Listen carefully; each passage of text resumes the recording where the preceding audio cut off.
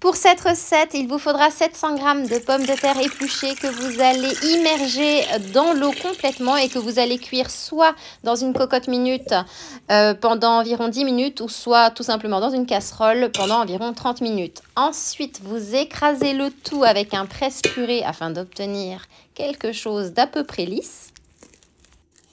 Vous ajoutez 40 g de morceaux de beurre. Ajoutez 2 œufs de gros calibre. Mélangez le tout afin de bien incorporer les nouveaux ingrédients.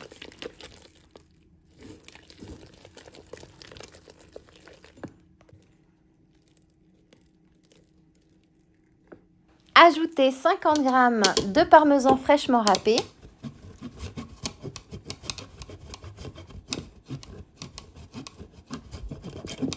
Et enfin, ajoutez 280 g de farine petit à petit en mélangeant entre chaque ajout.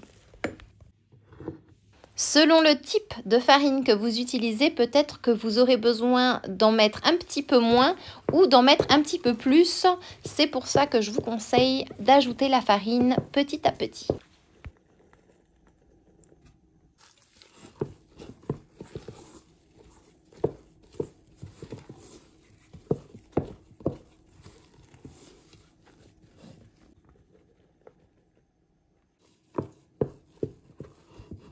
Le but est d'obtenir une pâte souple et non collante.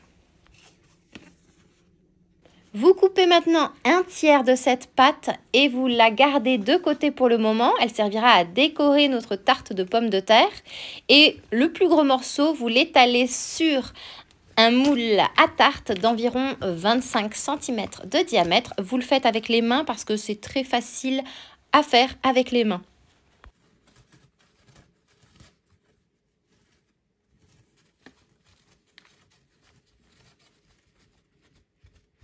Pour la garniture, j'ai choisi du prosciutto. Vous pouvez choisir ce que vous voulez en charcuterie, selon le goût de vos invités, de votre famille, de vos amis.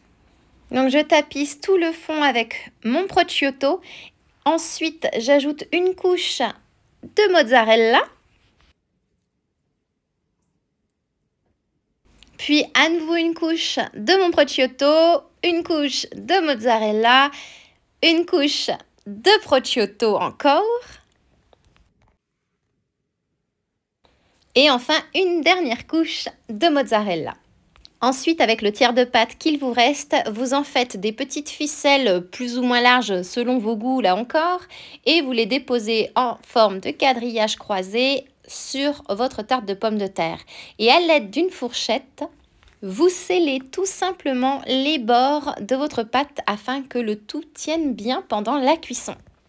Et pour la cuisson justement, il faudra cuire pendant environ 50 minutes à 1 heure selon le type de four à 180 degrés. Vous obtenez une délicieuse tarte de pommes de terre prosciutto mozzarella vraiment parfaite pour un repas d'hiver. On peut également appeler ça un gâteau de pommes de terre. L'avantage de cette recette, c'est qu'elle est très facile à réaliser. C'est une recette très gourmande qui mettra en appétit tous vos invités. C'est moelleux et fondant à la fois. Ça a beaucoup de goût malgré le très peu d'ingrédients. Et surtout, n'hésitez pas à l'accompagner d'une délicieuse salade.